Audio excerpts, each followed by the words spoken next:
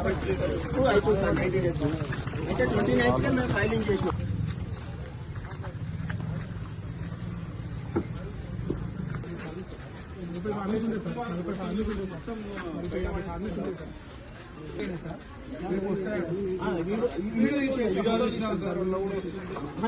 సామాన్ బయట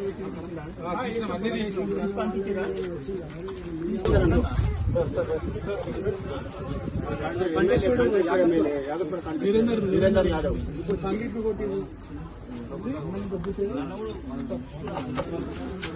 ఇట్లా సార్ వాళ్ళకి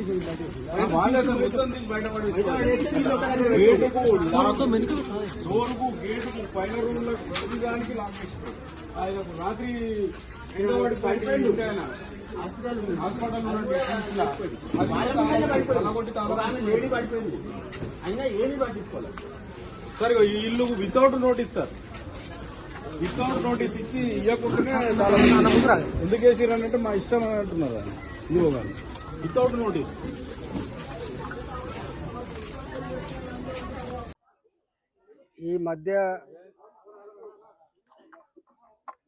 ఈ మధ్య కాలంలో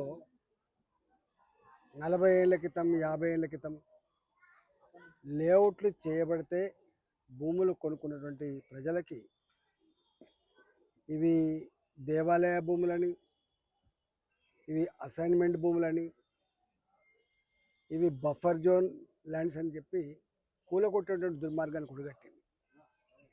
మేము అనేకసార్లు చెప్పినాం, అయ్యా ఆనాడు మీ కలెక్టర్లు, ఆనాడు మీ రిజిస్ట్రేషన్ డిపార్ట్మెంట్ అధికారులు, ఆనాడు జిహెచ్ఎంసి ఎట్లా పర్మిషన్లు ఇచ్చిండ్రు, లేఅవుట్లకు ఎట్లా పర్మిషన్ ఇచ్చిండ్రు, ఇల్లు కట్టుకోవడానికి ఎట్లా పర్మిషన్ ఇచ్చిండ్రు, 35-40 ఏళ్ళ తర్వాత మళ్ళీ ఎట్లా కూలగొడుతున్నారు, ఇదేం దుర్మార్గం అని చెప్పి చాలాసార్లు మాట్లాడి.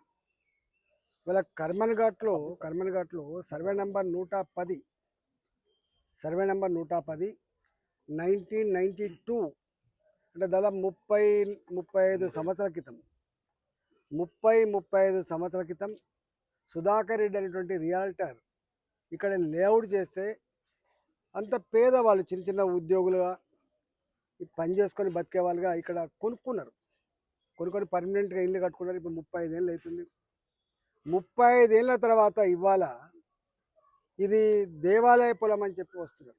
నేను ఒకటే అంటున్నా, దేవాలయ పొలం అయితే ఆనాడు నీ కమిషనర్ గారు ఏం చేసిండు, దేవాలయ పొలమే అయితే ఆనాడు ఇది కలెక్టర్ అంటోడు ఏం చేసిండు, దేవాలయ పొలమే అయితే ఎందుకు ఇవాళ రోడ్లు వేసిండు, నల్ల కనెక్షన్ ఇచ్చిండు, ఇవన్నీ చేసిండు.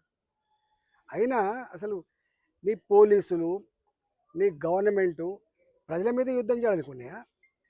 ఇవాళ అర్ధరాత్రి పూట 300 పోలీసులను పెట్టి ఈ 20 కుటుంబాల మీద నీ ప్రతాపం చూపిస్తున్నావు అంటే నువ్వు ఎంత బలహీనంగా ఉన్నావో, ఎంత దుర్మార్గంగా ఉన్నావో, ఎంత మూర్ఖంగా ఉన్నావో దాన్ని బట్టి మీకు అర్థం కావాలి. వాళ్ళు కూర్చుంటే, మీ పోలీసులు కూర్చుంటే ఇది ఖాళీ చేయమని చెప్తే కోర్టుకు పోతారు. ఇవాళ ప్రభుత్వపరమైన భూములు ఆక్రమించుకోవాలని మేము చెప్పట్లేదు, దేవాలయ భూములను కబ్జా పెట్టాలని చెప్పి మేము కోరుకోవట్లేదు. కానీ ఇవన్నీ ఇవాళ కబ్జా పెట్టినే కాదు, ఇవాళ కట్టుకునే కాదు, ఎన్నడో 35 ఏళ్ల క్రితం కట్టుకున్నటువంటి ఇల్లు ఇవాళ అన్ని లోన్లు తీసుకొని కట్టుకుంటారు. వాళ్ళ ఆశల సౌధం ఇవాళ ప్రతి కుటుంబానికి నాకు సొంత ఇంటి కళ ఉండాలని చెప్పి వాళ్ళు తపన పడేటువంటి వాళ్ళు. ఇవాళ ఇక్కడ కార్పొరేటర్గా ఉన్నటువంటి మధుకర్ రెడ్డి వాళ్ళ సతీమణి గారు ఇక్కడ వాళ్లకు గింతెందుకు దౌర్జన్యం చేస్తున్నారు మీరంటే, గల్లా పట్టి లోపలేసి దౌర్జన్యం చేసి ఇవాళ చిన్నపిల్లలు మహిళలను కూడా చూడకుండా నువ్వు ఎవరి మీద యుద్ధం చేస్తున్నావు? వీళ్ళని బయట దేశస్తులా, వీళ్ళని దొంగల, వీళ్ళని అక్రమంగా ఆక్రమించుకొని కట్టుకున్న వాళ్ళ? ఇవన్నీ కూడా అసలు ఎవడైతే లేఅవుట్ చేసిండ్రో, ఆ లేఅవుట్కి ఎవరిని పర్మిషన్ ఇచ్చిండ్రో, ఆనాడు ఇవన్నీ కూడా పర్మిషన్ ఇస్తాడు చూసిండ్రో వాళ్ళని అరెస్ట్ చేయి, వాళ్ళకు పనిష్మెంట్. ఈ సామాన్య ప్రజానికం నిన్ను కొట్టలేరు, వాళ్ళు తిట్టలేనటువంటి బలహీనులు వాళ్ళు, ప్రజలు. ఈ ప్రజల మీద ఇంత దౌర్జన్యం చేయడం దుర్మార్గమైంది. దీన్ని తీవ్రంగా ఖండించడమే కాదు, ముఖ్యమంత్రి గారికి తప్పకుండా దీని మీద నేను మళ్ళీ ఒకసారి చెప్తున్నా, దేవాలయ పొలాలు కానీ, గవర్నమెంట్ స్థలాలు కానీ, గవర్నమెంట్ భూములు కానీ ఆక్రమించుకోవాలని మేము కోరుకోవట్లేదు. కానీ 35-40 ఏళ్ల క్రితం కట్టుకున్న ఇళ్లను కూల్చేసే అధికారం నీకు లేదు. ఆనాటి ముఖ్యమంత్రి కంటిన్యూషనే ఇవాళ ముఖ్యమంత్రి, ఆనాటి కలెక్టరే ఇవాళ కలెక్టర్ కంటిన్యూషన్ ఉంటుంది. మనుషులు మారుతుండొచ్చు కానీ కలెక్టర్ పోస్ట్ ఉంటుంది, ముఖ్యమంత్రి పోస్ట్ ఉంటుంది, ప్రభుత్వం ఉంటుంది. ఈ మాత్రం కూడా సోయి లేకుండా, ఈ మాత్రం తెలివి లేకుండా పేదల మీద ఇంత దౌర్జన్యం చేసి దొంగల్లాగా మొత్తం సామాన్లని బయటేసి చిన్న చిన్న పిల్లలను కూడా చూడకుండా ఇళ్లకు తాళాలు వేసి స్టిక్కర్లు వేసి ఇలా వాళ్ళ దుఃఖాన్ని కళ్ళ చూసేటువంటి దుర్మార్గమైన ప్రభుత్వం. ఇది మంచిది కాదు రేవంత్ రెడ్డి గారు. దీని మీద ఇవాళ ఇంటెలిజెన్స్ వ్యవస్థ ఉంటుంది, పోలీసులను పంపి దీని కారకులు ఎవరో వాళ్ళని అరెస్ట్ చేసే ప్రయత్నం చేయి. తక్షణమే వాళ్ళకు ఒక ఉపశమనం కలిగించాలని చెప్పి నేను డిమాండ్ చేస్తున్నాను.